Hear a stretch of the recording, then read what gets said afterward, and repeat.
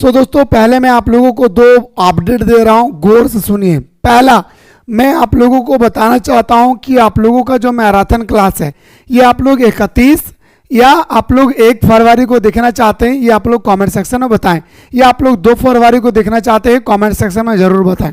दूसरा अपडेट है मेरे भाई कि आप लोगों में से अगर अभी तक कोई भी स्टूडेंट्स हमारा ऑनलाइन टेस्ट सीरीज को ज्वाइन नहीं किया भाई, याद रखिएगा, आप कहीं भी पढ़ाई कर रहे हैं, किसी भी प्लेटफॉर्म में पढ़ाई कर रहे हैं, लेकिन दोस्तों अगर आप ऑनलाइन टेस्ट सीरीज को ज्वाइन नहीं किए तो आप बहुत बड़ी गलती कर बैठेंगे। क्योंकि दोस्तों इस ऑनलाइन टेस्ट सीरीज में मैं आप लोगों को chapter wise model paper, PYQ, selected set सब कुछ डाल दिया हूं, और इसका फीस भी बहुत कम है, मात्र 114 रुपया में आपको सारा सब्जेक्ट मिल रहा है भाई। जाइए जल्दी से प्ले स्टोर से मिसाइल क्लासेस के आपको डाउनलोड करें, और डाउनलोड करने के बाद इस कोर्स को आप लोग एनी हाउ ज्वाइन करें। बहुत इंपॉर्टेंट है ये आप लोगों का ऑनलाइन टेस्ट सीरीज। मेरे दोस्तों तैयारी करने के बाद अंदर से एक जाज्बा पैदा करने का जो हमारे पास जो आती है दोस्तों हुनर, वो आपका क्रैश कोर्स के बाद जो हमारा टेस्ट सीरीज आती है ये आपको देगी। इसलिए लेट ना करें, ज्वाइन कर ले। आइए सर, आज बात करेंगे हम लोग एक कंप्लीट सेट। जी हाँ, आज हम लोग बात करने वाले हैं एकदम बिल्कुल, याद रखिएगा, ऑब्जेक्टिव प्लस सब्जेक्टिव पूरा 80 मार्क्स का होगा। तो इस क्लास को शुरू से लेकर अंत तक देखेंगे। अच्छा लगे तो कमेंट सेक्शन में जरूर बताएं भाई, ठीक है। चलिए, आपकी स्क्रीन पे पहला क्वेश्चन है मेरे भाई, गौर से सुनिएगा। उदारीकरण से क्या अर्थ निकलता है, ये नहीं आपसे पूछा गया है। उदारीकरण, थोड़ा गौर कीजिएगा। उदारीकरण, वैश्वीकरण, भूमंडलीकरण और दोस्तों औपनिवेशिक, ये 4 क्वेश्चन को अपने दिल के दरवाजे पे बैठा लीजिए। यकीन मानिए मेरे भाई, इनमें से 2 क्वेश्चन आपके पेपर में आएगा, एक 3 मार्क्स का, एक 5 मार्क्स का। मैंने क्या कहा, वैश्वीकरण, उदारीकरण, भूमंडलीकरण और औपनिवेशिक काल, ये 4 क्वेश्चन को आप लोगों को याद रखना है भाई, ठीक है।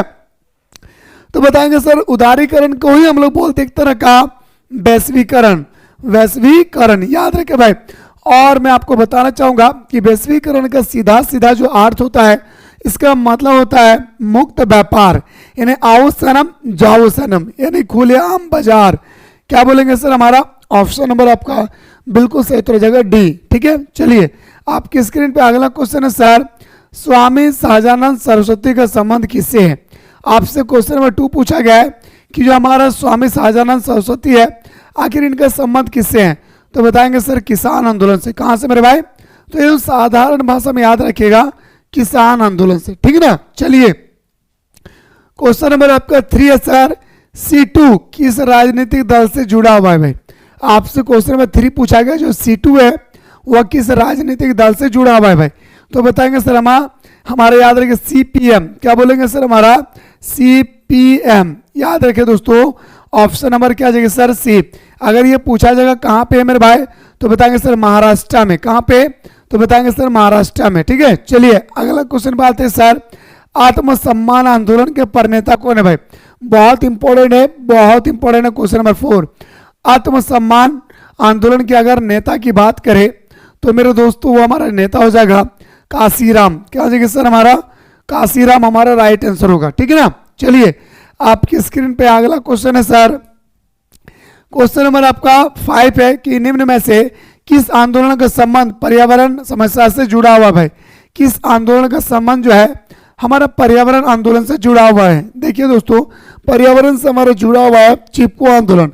और मैं एक गारंटी देता हूं मेरे भाई कि आपके पेपर में ताड़ी विरोधी आंदोलन, नर्मदा बचाओ आंदोलन और चिपको आंदोलन, इन 3 में से एक क्वेश्चन आपके पेपर में 5 मार्क्स का छपेगा भाई। कितना मार्क्स का, याद रखिएगा 5 मार्क्स का आपके पेपर में यह क्वेश्चन छपेगी। इसलिए आप सभी से मेरी रिक्वेस्ट है मेरे भाई कि इस क्वेश्चन को आप लोग एनी हाउ देख लेंगे भाई, ठीक है। आइए गुरुजी, क्वेश्चन नंबर नेक्स्ट पे आते सर।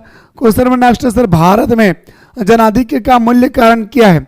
जनाधिक्य का मतलब होता है कि जनसंख्या का अधिक होने का क्या कारण है। तो बताएंगे सर प्रजनन शक्ति। क्या बोलेंगे भाई, प्रजनन शक्ति नहीं, सामाजिक संस्कृति का कारक, यानी हम ऑप्शन नंबर क्या बोलेंगे सर, सी हमारा राइट आंसर होगा। क्या होगा सर, हमारा ऑप्शन नंबर सी हमारा राइट आंसर हो जाएगा। आपकी स्क्रीन पे क्वेश्चन नंबर 7 है सर कि भारत में नारीवादी, नारीवादी का मतलब होता है महिला आंदोलन, कि भारत में नारीवादी आंदोलन के पुरोधा के रूप में किनकी पहचान होती है, यानी होता है ना महिला सशक्तिकरण, यस ये नो, तो महिला सशक्तिकरण के रूप में अगर पहचान होता है तो सरोजिनी नायडू को। और मैं आपको बताना चाहूँगा सरोजिनी नायडू कांग्रेस पार्टी का भारतीय महिला अध्यक्ष, प्रथम भारतीय महिला अध्यक्ष है भाई, इस बात को याद रखिएगा। कांग्रेस पार्टी की स्थापना कब होती है, तो 24 दिसंबर, याद रखिए भाई 1885 को, ठीक है, इस बात को भी याद रखिएगा। साथ ही साथ आपको यह भी याद रखना है कि सरोजिनी नायडू को भारत का कोकिला के नाम से भी जाना जाता है। क्या मैंने कहा भाई, तो सरोजिनी नायडू को भारत का कोकिला के नाम से भी जाना जाता है। आखिर सरोजिनी नायडू को भारत का कोकिला किसने कहा था, तो बताएंगे सर महात्मा गांधी ने, ठीक है, इस बात को याद रखिएगा। ऑप्शन नंबर क्या है सर, हमारा बी हमारा राइट आंसर होगा। आपकी स्क्रीन पर अगला है सर कि छुआछूत, स्टार कर लीजिए आपके पेपर में, ये क्वेश्चन एकदम आएगा मेरे भाई, ठीक है, ये प्रश्न आपको एकदम देखने को मिलेंगे एग्जाम हॉल में, ठीक ना। तो छुआछूत को संविधान के किस अनुच्छेद के अंतर्गत रखा गया है, तो अनुच्छेद नंबर 17 में। तीन अनुच्छेद इंपॉर्टेंट है, 17, 19 और 21, ये तीन अनुच्छेद जो है दोस्तों बहुत इंपॉर्टेंट है, बहुत इंपॉर्टेंट है भाई, समझ रहे बात को, जितना तारीफ करे उतना कम है मेरे भाई, ठीक है ना। चलिए अगला क्वेश्चन पे आते हैं सर, हरित क्रांति का उत्प्रेरक कौन है। मतलब दोस्तों हरित क्रांति हमें क्या देता है, नदी के बारे में, संकरित बीज, उपजाऊ जमीन, नहीं भाई, तो बताएंगे सर संकरित बीज। अब हरित क्रांति के बारे में आपके पेपर में 100% की गारंटी देता हूं कि आपके पेपर में क्वेश्चन आएगी भाई। क्या क्वेश्चन आएगा मैं आपको अभी ये बोल देता हूं।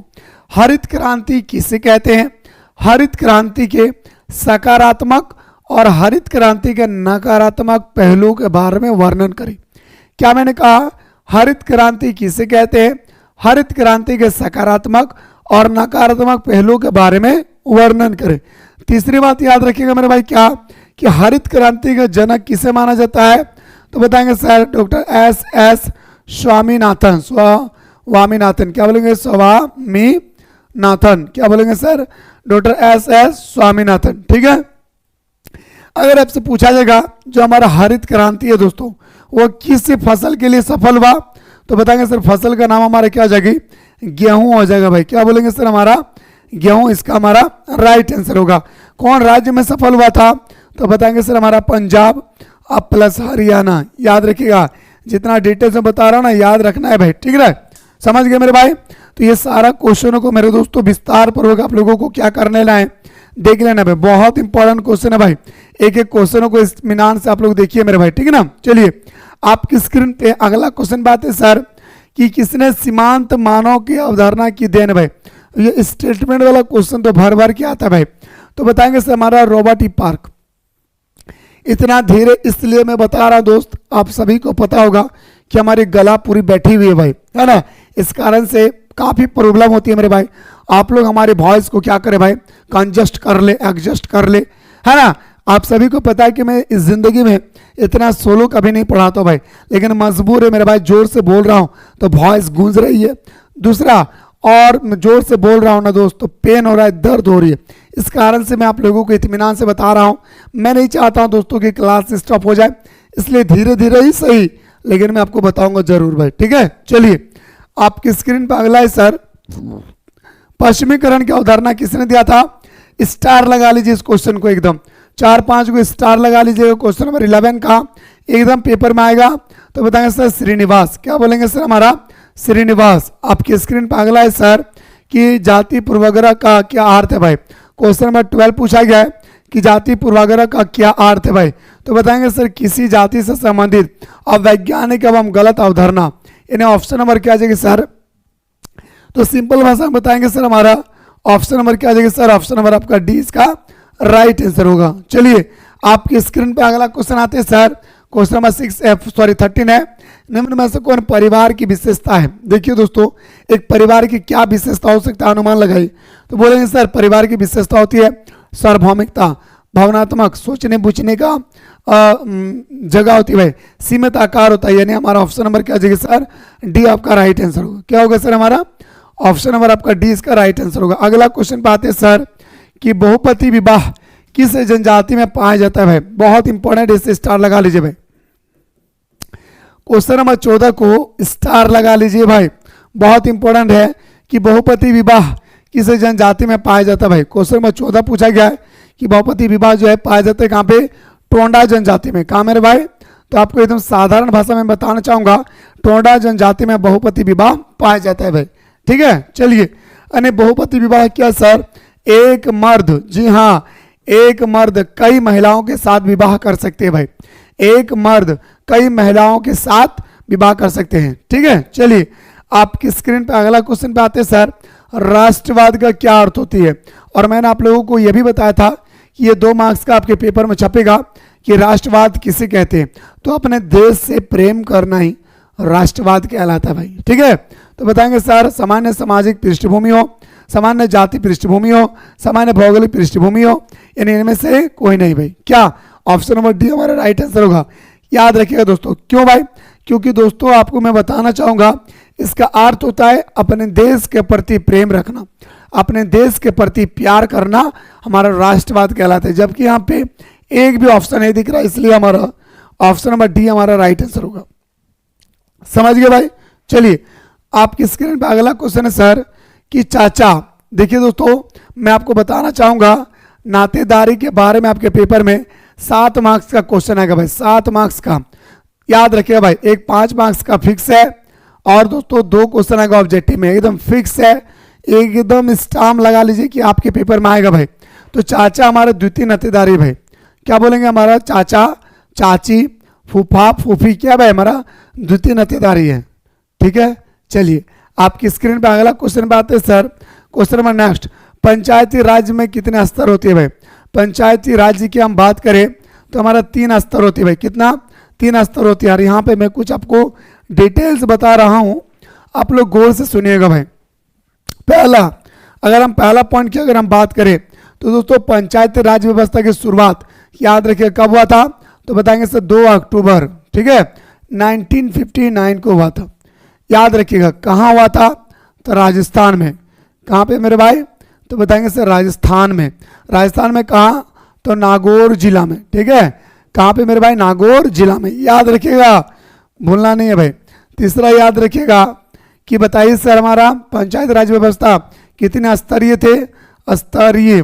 याद रखिए, तो स्तरीय कितना स्तरीय थे? तो बताएंगे सर त्रिस्तरीय थे। अगर पूछा जाएगा समिति का नाम क्या था? समिति।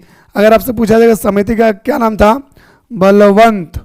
याद रखिएगा, बलवंत राय मेहता समिति। याद रखिए भाई, क्या? बलवंत राय मेहता समिति के तहत 2 अक्टूबर 1959 को राजस्थान के नागौर जिले में पंचायती राज्य व्यवस्था के बारे में उल्लेख किया गया है। पंचायती राज्य व्यवस्था में आपसे पूछा जाएगा कि कौन सा संविधान संशोधन द्वारा दर्शाया गया है? तो बताएंगे सर 73वें संविधान संशोधन। अगर आपसे अनुसूची पूछे मेरे भाई कि कौन सा अनुसूची है, तो बताएंगे सर 11वीं अनुसूची। याद रखिए भाई, कितना? 11वीं अनुसूची में हमारा दर्शाया गया भाई। ठीक है, समझ गए भाई कितना डिटेल्स में बताया? तो इतना डिटेल्स आप लोगों को क्या करना भाई? याद रखना है। क्वेश्चन जरूरी नहीं है कि यही क्वेश्चन आए, लेकिन डिटेल्स मेरे दोस्तों आपको अगर पता होगा ना, क्वेश्चन कहीं से भी आए आपको टेंशन नहीं होगा भाई। ठीक है, इसलिए डिटेल्स मेरे भाई पढ़ना बहुत जरूरी है। संस्कृतिकरण की अवधारणा के विकसित हुए भाई, अभी तो बताएं सर कि ऑप्शन नंबर हमारा क्या जगह सर 20 का राइट आंसर होगा। और मैंने आप लोगों को यह भी कहा, ये क्वेश्चन आप लोग स्टार लगा लीजिएगा भाई। क्या मैंने कहा भाई? इस क्वेश्चन को आप लोग स्टार लगा लीजिएगा, बहुत इंपॉर्टेंट है भाई। आपकी स्क्रीन पर अगला है सर, मुंडा विद्रोह का नेतृत्व किसने किया था भाई? मुंडा विद्रोह, जैसे दोस्तों आप सभी को पता है संथाल विद्रोह हुआ था भाई हमारा 1855 को। ठीक है, याद रखिएगा, सिद्धू और कानू। ठीक इसी तरह से मुंडा विद्रोह का नेतृत्व किया था बिरसा मुंडा, और बिरसा मुंडा का जन्म होता है दोस्तों 15 नवंबर, और 15 नवंबर के उपलक्ष्य में ही हमारे झारखंड का जो गठन हुआ था वो 15 नवंबर को हुआ था। मैं आपको बताना चाहूंगा कि 2000 ईस्वी में हमारे 3 राज्यों का निर्माण हुई भाई, एक झारखंड, एक उत्तराखंड, एक छत्तीसगढ़। क्या मैंने बताया भाई? एक झारखंड, एक उत्तराखंड, एक छत्तीसगढ़। 2000 ईस्वी में इन 3 नया राज्यों का निर्माण हुआ था भाई। ठीक है, चलिए आपकी स्क्रीन पर अगला है सर, पंचायत समिति का अध्यक्ष कौन होता है? बहुत इंपॉर्टेंट है भाई, क्वेश्चन नंबर आपका जो 20 है भाई बहुत इंपॉर्टेंट है। वो बताएंगे सर प्रमुख होता है। कोई कोई मुखिया लगा देता है जो गलत है भाई, ठीक है। कोई सरपंच लगा देता है जो बिल्कुल गलत है।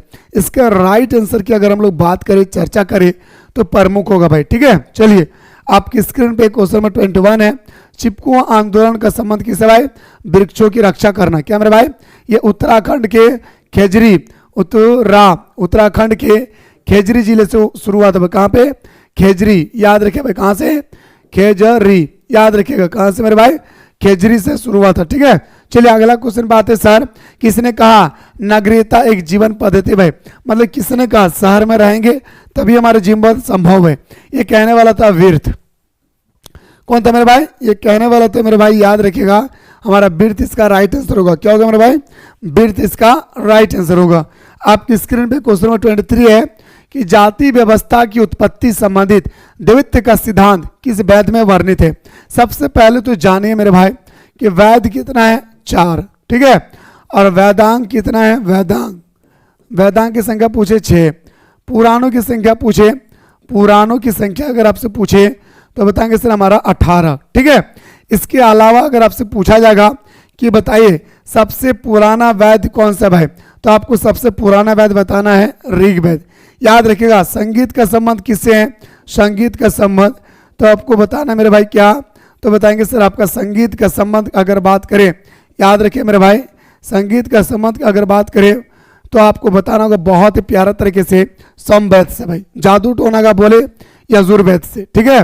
तो मेरे भाई यहाँ पे पूछा गया कि जाति व्यवस्था के बारे में आखिर कौन सा वेद में उल्लेख किया गया है? तो बताएंगे सर हमारा जाति व्यवस्था की बात करें तो हमारा ऋग्वेद में। कहाँ पे मेरे भाई? 23 का हमारे क्या हो जाएगी? ऋग्वेद आपका राइट आंसर होगा, ठीक है ना। चलिए आपकी स्क्रीन पे अगला क्वेश्चन है 25 है। निम्न में से भारतीय जनजाति के लिए अलग गांव की नीति की वकालत की है भाई, किसने क्या था? ये स्टेटमेंट देने वाला कौन था? तो बताएंगे सर एल्विन। कौन हो जाएगा मेरे भाई? एल्विन। मेरे भाई क्लास को देखने के बाद अगर थोड़ा सा भी आप लोगों को लग रहा है कि हाँ हमें समझ में आ रही है, हमें बहुत अच्छा लग रहा है, तो कमेंट सेक्शन में जरूर कमेंट करें मेरे भाई, क्योंकि आप लोग कमेंट और लाइक करते हैं ना तो एक अंदर से आज ही वो गरीब दोस्तों हमारे अंदर में क्या आती है भाई? जज्बा आता है। इसलिए दोस्तों आप सभी से रिक्वेस्ट है कि आप लोग वीडियो को शेयर भी करें, अच्छा लगे तो कमेंट कीजिए, खराब लगे तब भी कमेंट कीजिए, क्योंकि दोस्तों मेहनत कर रहा हूँ, मुझे पता नहीं कि इसका परिणाम आप लोगों तक पहुँच रही या नहीं, लेकिन मेरे भाई आंख बंद करके मैं बहुत मेहनत करता हूँ मेरे भाई, ठीक है। चलिए आपकी स्क्रीन पे अगला है सर, समाज शास्त्र का जनक किसे कहा जाता है?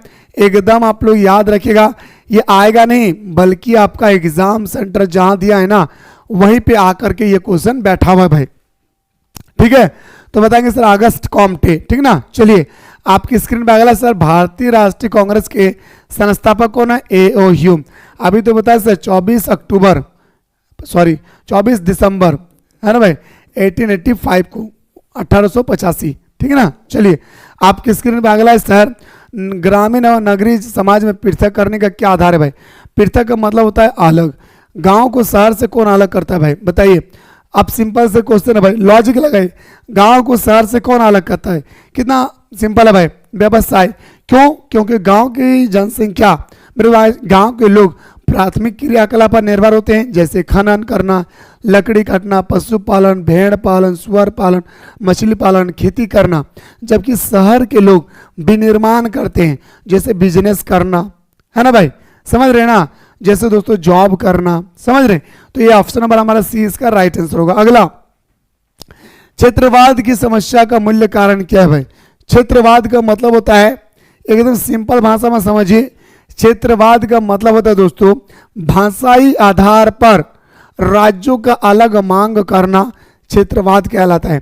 भाषाई आधार पर गठित होने वाला पहला राज्य था आंध्र प्रदेश, याद रखिएगा 1953 में। इस समय कौन था मेरे भाई अध्यक्ष हमारा? तो फजल अली। क्या बोलेंगे सर? हमारा फजल अली। तो बताएंगे सर सांस्कृतिक भिन्नता, ऑप्शन नंबर ए हमारा राइट आंसर होगा। आपकी स्क्रीन पर अगला सर, मेहर शब्द किस धर्म से लिया गया है? मेहर। देखिए दोस्तों अगर आप लोग मुस्लिम हैं तो आप सभी को पता होगा कि शादी के दिन में लड़का को लड़की को देना पड़ता है, लड़का वाले लड़की को देते मेरे भाई क्या? मेहर देते, जिसे उर्दू में दोस्तों देन मेहर बोलते भाई, ठीक है। हाँ, अगर आप लोग मुस्लिम होगा तो आप लोगों को पता होगा, आई हैव नॉट नॉलेज भाई, but you are understanding in this the point of question number 30।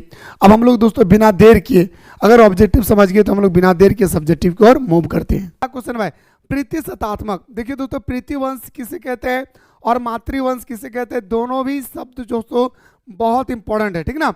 तो मैं आपको एकदम साधारण भाषा में बताता हूं। जब पापा की संपत्ति को, जब बाप की संपत्ति को बेटा को दिया जाता है तो इसे हम लोग बोलते हैं प्रीति वंश, ठीक है। और मातृवंश किसे बोलते हैं, जब माँ की संपत्ति को अपने बेटी को दिया जाता है तो इसे हम लोग बोलते हैं क्या, मातृवंश, ठीक है। समझ गए भाई, पिता की संपत्ति को बेटा को दिया जाएगा प्रीति सतात्मक या तो दोस्तों प्रीतिवंश, और माँ के संपत्ति को बेटी को दिया जाएगा तो इसे हम लोग बोलते हैं मातृ सतात्मक या तो मातृवंश, ठीक ना। आइए, पिता और उसके बच्चों से मिलकर एक प्रीतिवंश परिवार बनता है। पिता और उनके बच्चों के साथ मिलकर एक हमारा प्रीतिवंशी परिवार बनती है। इस तरह के परिवार में विवाह के बाद पत्नी अपने पति के पिता को घर में रहती है। अब क्या होता है मेरे दोस्तों कि जब हमारा हस्बैंड, मान के चलिए मेरा शादी होगी, एग्जांपल दे रहा हूँ मैं, अपना सबसे बड़ा एग्जांपल दे रहा हूँ कि मान के चलिए दोस्तों, याद रखिएगा कि इस तरह के परिवार में विवाह के बाद पत्नी अपने पति के पिता के घर में रहती है। यानी अपने जो पत्नी है, यानी मेरे जो वाइफ है, वो अपने ससुराल में रहेगी। अब शादी करेंगे तो लाजमी है दोस्तों, कहाँ रहेंगे, मेरे घर में ही रहेंगे। यस या नो भाई, मैं शादी करूंगा तो मेरे घर में ही रहेंगे। वो कौन, हमारा वाइफ, ठीक है। तो उससे हम लोग बोलते हैं क्या, पितृवंश, ठीक ना। मैं फिर से बता रहा हूँ, गौर से सुनेगा। पिता और उसके बच्चों से मिलकर हमारा प्रीतिवंश परिवार बनता है। इस तरह के परिवार में विवाह के बाद पत्नी अपने ससुराल में रहती है या पत्नी अपने पति के घर में रहते हैं, ठीक है।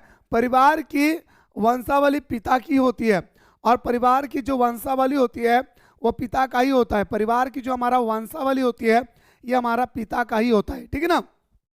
तथा किसी भी तरह के पारिवारिक निर्णय का अधिकार भी पिता के पास होती है।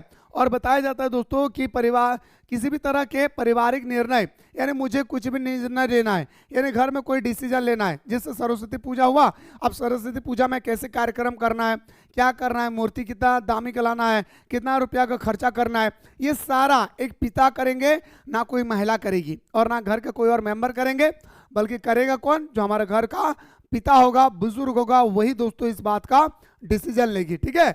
आगे देखिए, पारिवारिक संपत्ति का हस्तांतरण पिता से पुत्र के हाथों में होता है। पिता के मरने के बाद सारी संपत्ति पुत्र के हाथों में जाएगा, बेटी के हाथ में कुछ भी नहीं, बेटी के हाथ में कुछ भी नहीं दिया जाएगा। ये हमारा बताता है दोस्तों क्या, पितृवंशी है, ठीक है। अब अगर मैं बात करूं दोस्तों, विश्व के अधिकांश परिवार इसी श्रेणी में आते हैं और विश्व का अधिकांश परिवार बताया जाता है दोस्तों कि ऐसा ही श्रेणी में आते हैं। आपका घर में भी दोस्तों वैसा ही होगा, मेरा घर में वैसा ही होगी। हमारे मरने के बाद मेरा जितने सारी संपत्ति है वो मेरा बेटा का होगा, है ना। अब दोस्तों मातृ सतात्मक या मातृवंशी जो है, इसका ठीक ऑपोजिट है भाई, एकदम ठीक ऑपोजिट। क्या है सर, कि माँ और उसके बच्चों से मिलकर एक मातृवंशी परिवार बनता है। माँ और उसके बच्चों से मिलकर, जैसे दोस्तों हमारा पितृवंशी परिवार बना, इसी तरह से हमारा मातृवंशी परिवार बना, ठीक है। इस तरह के परिवार में पति अपने पत्नी की माँ के घर में रहने लगता है। यानी मैंने शादी किया और मेरा घर में मेरा वाइफ को रहना चाहिए, बल्कि वो दोस्तों कहाँ रहती है, अपने मायके में ही रहती है। तो उससे हम लोग क्या बोलते हैं, तो बोलते हैं सर हमारा मातृवंशी परिवार। समझ रहे बात को, चलिए। तो परिवार में पति अपने पत्नी की माँ के घर में रहने लगता है, जिससे हम लोग बोलते हैं घर जमाया। एक तरह का देखा जाए तो दोस्तों हमारा घर जमाया भी हम लोग बोल सकते हैं भाई, ठीक है ना। इसमें परिवार की वंशावली माँ के पक्ष की होती है भाई, और बताया जाता है इसमें परिवार की वंशावली माँ के पक्ष की होती है भाई। माँ के पक्ष मतलब कोई भी डिसीजन लेगा माँ लेगी, माँ के अलावा कोई डिसीजन नहीं ले सकता है। आप तो बताएंगे सर हमारा मातृवंशी। जहाँ जैसे दोस्तों पितृ में कौन ले रहा था, पिता, ठीक, यहाँ पे कौन डिसीजन लेगा, माता। इस बात को याद रखिएगा, ठीक है। आगे देखिए, तथा निर्णय का अधिकार भी माँ के पास होती है। पारिवारिक संपत्ति का हस्तांतरण माँ से बेटी के हाथ में होती है, बेटा का इससे कोई लेना देना नहीं है। याद रखिएगा, क्या बोलेंगे सर, माँ से बेटी में जाएगी अपना संपत्ति, बेटा का यहाँ कोई रूल नहीं है, बेटा के यहाँ कोई संपत्ति नहीं है, ठीक है। आगे देखिए, परंतु संपत्ति के देखरेख यानी प्रबंध का अधिकार मामा के पास होता है। अब हमारे संपत्ति का देखरेख कौन करेगा भाई, तो मेरा वाइफ अपने मायके में रहेगी तो उसका भाई करेगा ना भाई, है ना भाई, यानी मेरा बच्चा का मामा ही करेंगे ना। वही कह रहा है कि जो संपत्ति होती है इसका जो देखरेख होता है ये कौन करता है भाई, तो उनके मामा करते हैं। प्रबंध का अधिकार मामा से भांजे को हस्तांतरण होता है। कल दिन जाके मामा मर जाएगी तो भांजे को होगा, यानी मेरे बेटा का होगा। ठीक है, उदाहरण दक्षिण भारत के नायर परिवार एवं मेघालय का खासी जनजाति में ऐसा ही पाया जाता है भाई। शादी करो, लड़का को अपना ससुराल में जाकर रहना होगा। हमारे समाज में क्या क्या कि शादी करो, लड़की को अपने घर लेकर आओ, लेकिन नहीं, अब चले जाएंगे मेघालय चले जाएंगे या दक्षिण भारत के नायनार परिवार में चले जाएंगे तो आपको देखने को मिलेगा कि शादी किया और लड़का ही चला गया अपने ससुराल रहने के लिए, और रहने के लिए नहीं, वहीं पे जिंदगी भर रहेगी। समझ रहे, कभी कभी अपने माँ बाप से मिलने के लिए आएंगे, ये गलत है मेरे भाई। ठीक है, चलिए भाई, तो उल्टा कर रहा है भाई। चलिए अगला क्वेश्चन, संयुक्त परिवार क्या है भाई, आइए बात करते हैं। संयुक्त परिवार के बारे में दोस्तों बात करते हैं, ज्वाइंट फैमिली। इससे हम लोग बोलते हैं मेरे दोस्तों क्या, ज्वाइंट फैमिली। ज्वाइंट फैमिली का मतलब होता है जब हम लोग पीढ़ी दर पीढ़ी एक ही परिवार में रहते चले आते हैं तो इसे हम लोग ज्वाइंट फैमिली बोलते हैं। क्या रसगुल्ला, इसे हम लोग ज्वाइंट फैमिली बोलते हैं। ठीक है ना। इस संयुक्त परिवार से क्या तात्पर्य है, आपसे पूछा गया कि संयुक्त परिवार से क्या तात्पर्य है। इरावती कार्वे एक व्यक्ति था दोस्तों, एक व्यक्ति है हमारा इरावती कार्वे ने संयुक्त परिवार की परिभाषा देते हुए कहा कि संयुक्त परिवार लोगों का एक समूह है।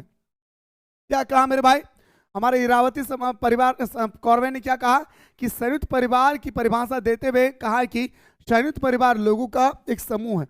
जब बहुत सारे परिवार, मतलब मैं, मेरा चाचा, मेरा चाची, मेरा अंकल, सब लोग जब दोस्तों एक ही घर में रहते हैं तो उसे हम लोग बोलते हैं ज्वाइंट फैमिली। उसे हम लोग बोलते हैं क्या मेरे भाई, संयुक्त परिवार। संयुक्त परिवार का आकार बहुत बड़ा होता है, संपत्ति का एक निश्चित आकार होती है, घर का एक मुखिया होता है। ठीक है, आगे देखिए, जो एक साथ एक छत के नीचे रहते हैं, बिल्कुल भाई, एक साथ एक छत के नीचे हैं। आप में भी बहुत सारे परिवार होंगे, अगर आप नहीं तो आपके गांव में होंगे, देखेंगे दोस्तों कि भाई भाई में भी आज भी क्या मेरे भाई बरकरार दोस्तानापन है। समझ रहे बात को। आगे देखिए, जिनका एक रसोई घर होता है और 26, 27, 30 व्यक्ति तक रहता है और उसका खाना एक ही चूल्हा में बनता है, एक ही रसोई घर बनता है। और आज मत पूछियो दादा, आज लड़की लोग रे भाई, शादी हुआ 6 महीना के बाद हम अलग खिबो, अलग नहीं खिबी तो हमारा मायके पहुंचा दिया, हमको मायके पहुंचा दो। अरे यार तुम महिला या नागिन हो रे, पागल कहीं का, तुम तो दो परिवार को जोड़ने वाली बनती है, तो दो परिवार को तुम तोड़ रही है। समझ रहे भाई, तो नागिन जैसा डंक फन मारता है भाई। आगे देखिए, जिनका एक रसोई घर होता है, संपत्ति पर परिवार के सभी सदस्यों का समान अधिकार होता है। अगर मेरे पास दोस्तों 30 रुपया है और 30 रुपया में 30 गो परिवार है, 30 गो व्यक्ति है, तो सबको 1-1 रुपया करके मिलेगा। आप कमाए या ना कमाए ये अलग बात है, लेकिन इसका सबको अधिकार होगी, संपत्ति का सबका अधिकार होगा भाई। ठीक है, आगे देखिए, पारिवारिक पूजा में सामूहिक रूप से भाग लेते भाई, और जो भी पूजा पाठ होती है सब मिलजुल कर इसमें भाग लेते हैं तथा एक दूसरे से एक विशेष प्रकार के नातेदारी संबंध से जुड़े होते हैं। और सभी दोस्तों एक दूसरे के नातेदारी से जुड़े होते हैं, कोई प्रथम नातेदारी से, कोई द्वितीय, कोई तृतीय नातेदारी से आपस में जुड़े होते हैं। तो इससे हम लोग बोलते हैं दोस्तों क्या, संयुक्त परिवार। ये आपको क्वेश्चन नहीं करना है, क्वेश्चन नंबर 4। ठीक है, तो इसे हम लोग क्या बोलते हैं भाई, संयुक्त परिवार। तो आशा करते हैं मेरे भाई कि आप लोगों को ये 3 क्वेश्चन जो अभी तक मैंने आप लोगों को बताया, इस तीनों क्वेश्चनों को आप लोगों ने एकदम दोस्तों साधारण भाषा में समझ में आ गया है तो कमेंट सेक्शन में जरूर बताएं। अब मैं आपको लेकर चलता दोस्तों, देखिए मैं आपको जनजाति की परिभाषा के बारे में बात करता भाई। देखिए जनजाति की परिभाषा ऑलरेडी मैं बता चुका मेरे भाई कि जनजाति की परिभाषा दे, है ना, गिलीन और गिलीन, याद है, गिलीन और गिलीन, गिलीन और गिलीन के अनुसार व्यक्ति का नाम है दोस्तों। कभी मत सोचिएगा कि दोगो नाम एक ही जैसा है, क्या नहीं, याद रखिएगा गिलीन और गिलीन के अनुसार स्थानीय आदिम समूह के किसी संग्रह को जो एक सामान्य भूभाग में निवास करता हो, एक सामान्य भाषा बोलता हो और एक सामान्य संस्कृति को व्यक्त करता हो, उसे जनजाति कहते हैं। प्लीज इसे आप लोग याद रखिएगा। हमारा जनजाति के बारे में हर साल क्वेश्चन आता है, हर साल क्वेश्चन आता है, हर साल क्वेश्चन आता है। जनजाति के बारे में आपको कुछ नहीं करना है, बोलेगा कि स्थानीय आदिम समूह, आदिम मतलब जो प्राचीन काल से चलते आ रही है, प्राचीन काल से रहते आ रही है। ठीक है, तो आदिम समूह के किसी संग्रह को जो एक सामान्य भूभाग, क्या मेरे भाई, जो एक सामान्य भूभाग में निवास करता है भाई, चाहे पहाड़ी इलाके में हो, पर्वतीय क्षेत्र में हो, मैदानी क्षेत्र में हो, तो वही कह रहा है कि एक सामान्य भूभाग निवास करता हो, एक सामान्य भाषा बोलता हो, और क्या मेरे भाई, एक हमारा सामान्य भाषा बोलता है ना। उन लोगों का अपना एक भाषा होती है भाई, याद रखिएगा। किनका मेरे दोस्तों, तो आपका जो हमारे जनजाति लोग होते हैं उनका हमारा एक अपना भाषा होती है। जैसे आप में बहुत सारे स्टूडेंट संथाल हो गए भाई, तो संथाल का क्या होगा, अपना एक भाषा होगी।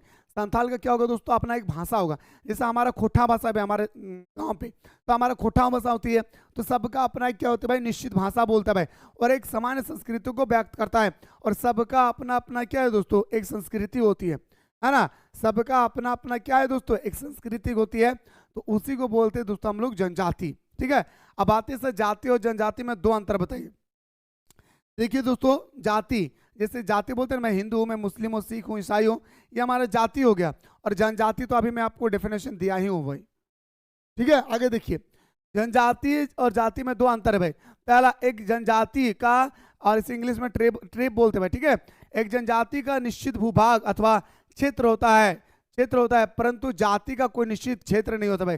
जाति का कोई निश्चित क्षेत्र है, अगर मैं हिंदू हूं तो क्या मेरा कोई निश्चित क्षेत्र है, मैं आज यहाँ हूं तो कल दूसरा जगह जा सकता हूं, कल तीसरा जगह जा सकता हूं, परसों चौथा जगह जा सकता हूं। पर मेरे दोस्तों जो जनजाति है वो एक स्थान से दूसरे स्थान नहीं जा सकता है, मतलब घूम फिर सकता है पर घर बसा नहीं सकता है।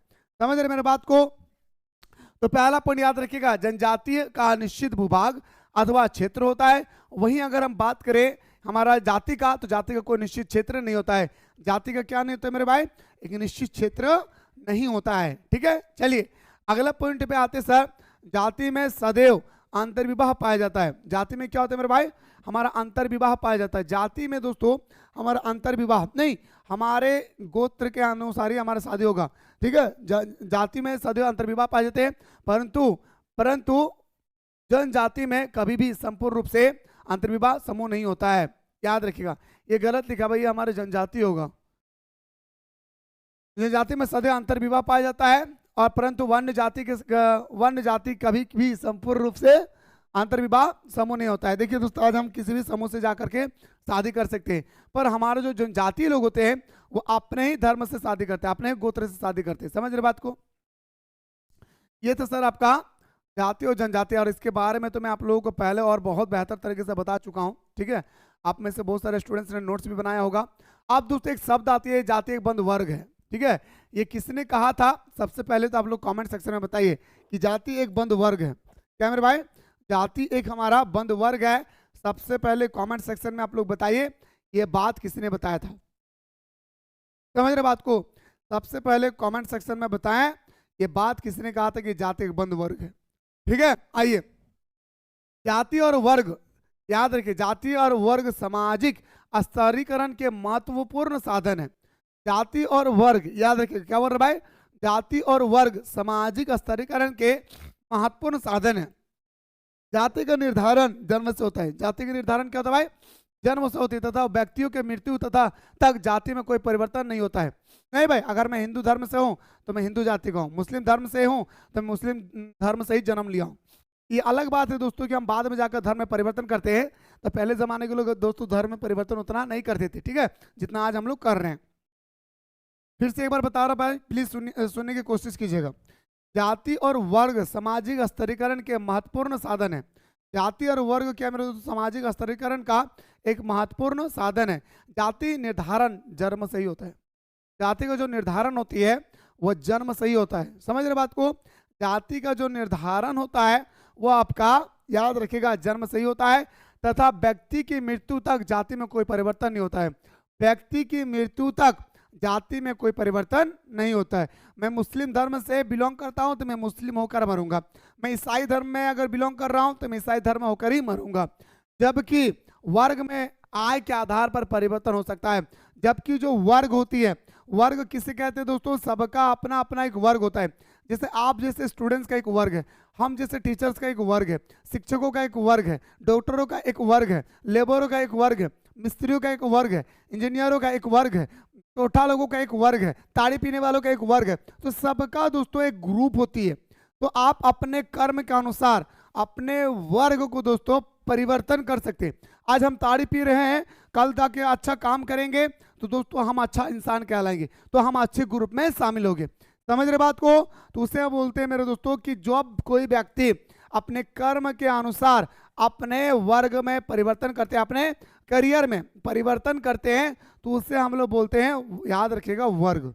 ठीक है, चलिए, उम्मीद करता हूं दोस्तों समझ में आ गया होगा। अगला पॉइंट देखिए, व्यक्ति जिस जाति में जन्म लेता है उसका मुख्य संबंध उसी जाति से, जाति सदस्यों से बना होता है। जैसे दोस्तों मैं मुस्लिम धर्म से हूं तो मैं मुस्लिम का ही समर्थन करूंगा, मैं अगर हिंदू जाति से हूं तो मैं हिंदू का ही समर्थन करूंगा। वही कह रहा है पॉइंट नंबर नेक्स्ट में कि व्यक्ति जिस जाति में जन्म लेता है, व्यक्ति जो है जिस जाति में जन्म लेता है उसका मुख्य संबंध उसी जाति सदस्य से बना होता है, उसे उसी जाति में विवाह करना होता है। और मैं जिस जाति से हूं, जैसे एग्जांपल दे रहा हूं, अगर मैं बात कर रहा हूं मुकेश महतो का, अगर मुकेश महतो अगर महतो है तो उसको महतो परिवार से ही शादी करना होगा। मुकेश भाग के शादी नहीं करना भाई, ठीक है? तो मुकेश क्या करेंगे मेरे भाई, मुकेश महतो परिवार में ही क्या करेंगे भाई, शादी करेंगे। समझ रहे बात को?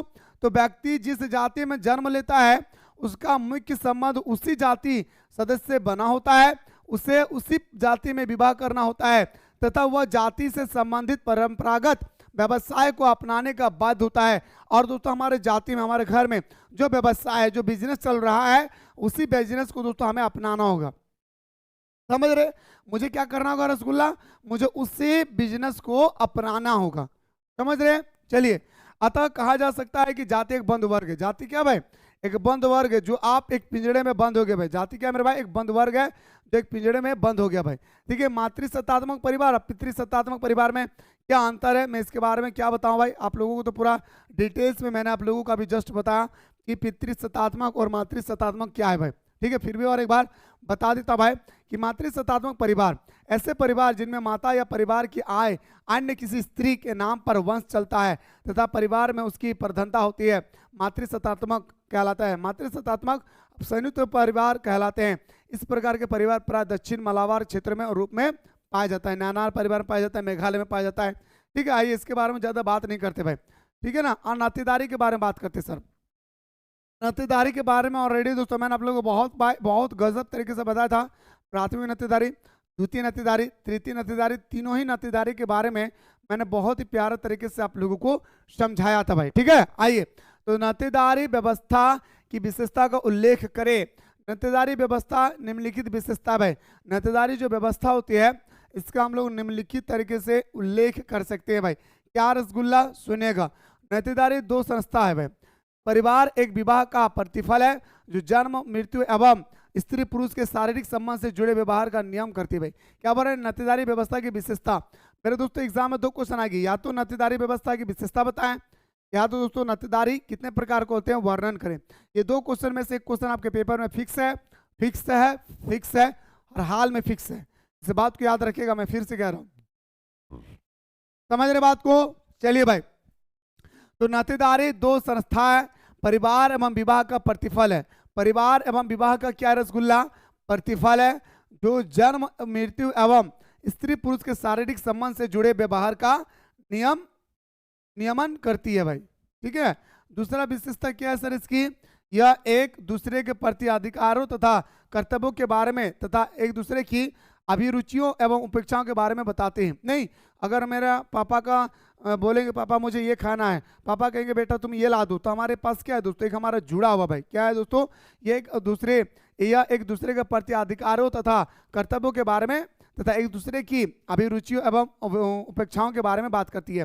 मतलब आपका क्या जरूरत है, आओ बताओ मैं ला दूंगा, आपकी क्या जरूरत है बताओ मैं आपको ला दूंगा। तो इस तरह से दोस्तों हम एक दूसरे पर क्या कर सकते हैं, हम अपने अधिकारों का क्या कर सकते हैं भाई, बंटवारा कर सकते हैं, बंटवारा नहीं भाई क्या बोलते हैं भाई, हेल्प कर सकते हैं। वो मुझे बताए मैं उनको बताऊं। समझ रहे बात को, पॉइंट को समझ में आ रहा है ना भाई। अब देखिए दोस्तों अगला, नातेदारी वंशवाली तय करने के नियम बनने में मदद करती है भाई। आप किस नातेदारी से हैं, ये दोस्तों हमारा वंशवाली तय करती है भाई। समझ रहे रसगुल्ला, आशा करियो रे भाई हमारे बहन की तोने हमारे बतवा उछल पा रहे, सच कहिए दादा। ठीक है, नातेदारी वंशों के माध्यम से कई पीढ़ी को एक साथ जोड़ती है भाई। और नातेदारी जो होती है भाई, चाचा का बेटा, चाची के बेटी, चाची के नाना, पोके बोलते हैं ना, इस तरह से एकदम चलता रहता है। तो कई प्रकार के पीढ़ियों को दोस्तों हमारा नातेदारी आपस में जोड़कर रखती है भाई। समझ रहे? ये था नातेदारी, और नातेदारी के जो परिवार ये बताए हैं दोस्तों, ये आप लोगों को ऑलरेडी मैं बता चुका हूँ, इसे आप लोग याद रखिएगा। अब मेरे दोस्तों मैं आपको सबसे पहले हाँ ये क्वेश्चन दोस्तों मैं आपका, ये सबसे इंपॉर्टेंट क्वेश्चन है मेरे अकॉर्डिंग, मैं इसको बता देना चाहूँगा कि एकल परिवार और संयुक्त परिवार। एकल परिवार जहाँ पे सिर्फ मियाँ बीवी रहे और बच्चा रहे, एकल परिवार।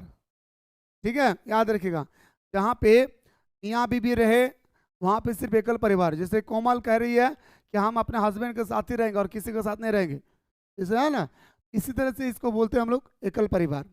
और अजय यादव कह रहा है कि नहीं हम सबको साथ लेकर चलेंगे, तो अजय क्या हो गया भाई, संयुक्त परिवार। समझ रहे बात को? तो एकल का मतलब होता है एकल परिवार में पति पत्नी और उनके अविवाहित बच्चे साथ साथ रहते हैं। यानी हम हस्बैंड, मेरी वाइफ और मेरा जो झुनझुनिया होगा, जो हमारा खिलौना होगा, हम लोग सब कुछ आपस में साथ में रहेंगे। समझ गए? इसको बोलते हैं एकल परिवार। और एकल परिवार सबसे ज़्यादा देखने को मिलता है जो नौकरी करता है भाई। जी हाँ, जो बंदा नौकरी करता है दोस्तों, उनको ज़्यादा हम लोग देखते हैं भाई एकल परिवार है। क्यों? क्योंकि दोस्तों जब वो किसी लड़की के हाथ में ज़्यादा रकम आ जाता है, ज़्यादा पैसा आ जाती है, तो उनकी कैरेक्टर बदल जाती है और वो कहते हैं कि हम अपने परिवार के साथ नहीं रहेंगे, तो उसको अकेले रहना पड़ता है भाई। ठीक है, तो एकल परिवार में पति पत्नी और उनके अविवाहित बच्चे साथ साथ रहते हैं, जबकि संयुक्त परिवार में दोस्तों पीढ़ी दर पीढ़ी लोग निवास करते हैं। संयुक्त परिवार में दो या दो से अधिक पीढ़ी से अधिक, दो या दो से अधिक, दो या तीन पीढ़ी से अधिक विवाहित और अविवाहित स्त्री पुरुष और बच्चे साथ साथ रहते हैं। इसे बोलते हैं दोस्तों हम लोग क्या, याद रखिएगा, संयुक्त परिवार। संयुक्त परिवार अब सीधा सीधा बोल सकते भाई ज्वाइंट फैमिली। संयुक्त परिवार का मतलब आप सीधा सीधा बोल सकते हैं सर आपका ज्वाइंट फैमिली होगा। क्या होगा रसगुल्ला? ज्वाइंट फैमिली हो जाएगी। समझे बात को? ठीक है ना। अगला पॉइंट सर, एकांकी परिवार की स्थापना का आधार व्यक्तिवाद होता है भाई। व्यक्तिवाद नहीं, व्यक्तिवाद नहीं भाई, जैसे लड़ाई झगड़ा हो गया, अब चलो हम लोग अकेले रहेंगे, किसी के साथ नहीं रहेंगे। खास करके महिलाएं लोग ऐसे करती है भाई। जी हाँ, अपने भाई भाई को क्या करते भाई, जुदा कर देते। जिस भाई के साथ हम उंगली पकड़कर बड़े हुए हैं, उस भाई से मुझे दूर कर देता है दोस्तों। इतना पावर होती है महिला के अंदर। और लोग कहता है कि महिला के अंदर में ताकत नहीं है।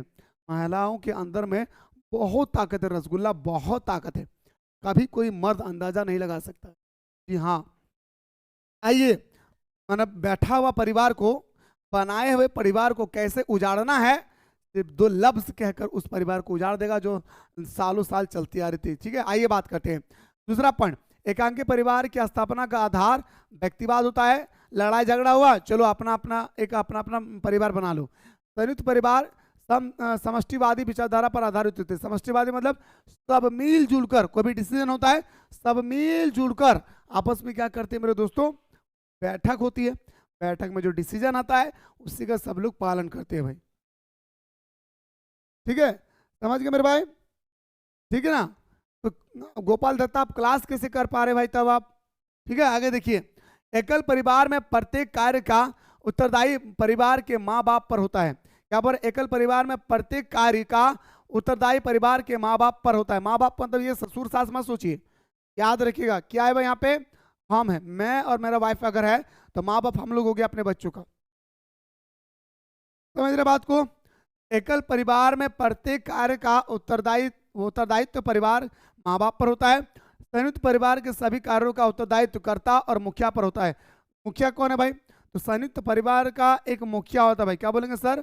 संयुक्त परिवार का एक मुखिया होता है जो दोस्तों पूरे घर को चलाते हैं। अगला पॉइंट, एकांकी परिवार में अपेक्षाकृत अधिक गतिशील पाई जाती है। आज यहाँ जा रहा है तो कल वहाँ जा रहा है, तो आज फलना जगह, आज मेला तो ढेला।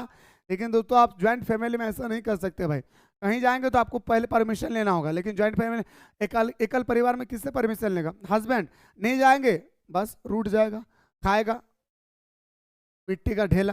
तब मर्द बेचारा डर से चल जाते, चलो मेला, डर से। समझ रहे बात को? समझो मेरे भाई, इसमें सामाजिक गतिशीलता कम होती है भाई।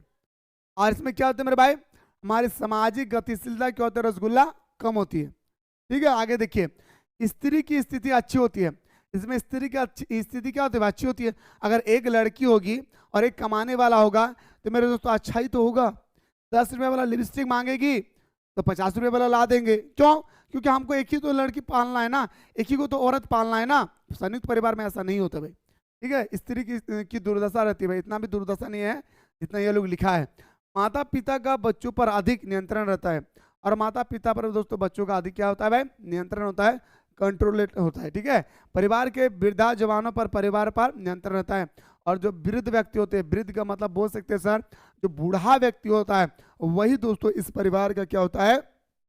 हमारे सारे बच्चों को क्या करते हैं भाई? कंट्रोल करती है। सारे परिवार को क्या करते हैं भाई? नियंत्रण करते हैं। ऐसा दोस्तों हम लोग अक्सर देखते हैं कहाँ पे? जो यादव जाति के होते हैं, मतलब जो भैंस वैस रखते हैं ना भाई। मेरा 3 फ्रेंड है यादव में, ठीक है, हम लोग साथ में पढ़े हैं, 3 नहीं 4 है। उन लोगों के घर जाते हैं ना तो अजीब महसूस होता है दोस्तों कि ज्वाइंट फैमिली में और एकल परिवार में क्या डिफरेंट है। ज्वाइंट फैमिली में जो मज़ा है ना दोस्तों, एकल परिवार में नहीं है। ये अलग बात है कि यहाँ डिफिनेशन दे दिया है, लेकिन दोस्तों मज़ा तो ज्वाइंट फैमिली में होती है। चलिए मेरे भाई, एक क्वेश्चन और रहेगी आप लोग का। जाति और वर्ण और जाति में ऑलरेडी दोस्तों इसके बारे में आप लोगों को बता चुका हूँ, ठीक है। इसके बारे में मैं आप लोगों को ऑलरेडी बता चुका हूँ। फिर भी दोस्तों मैं आप लोगों को अगला वीडियो में यही से बताने के प्रयास करूंगा। तो बिल्कुल दोस्तों आप लोग हमारे साथ इसी तरह से जुड़े रहे।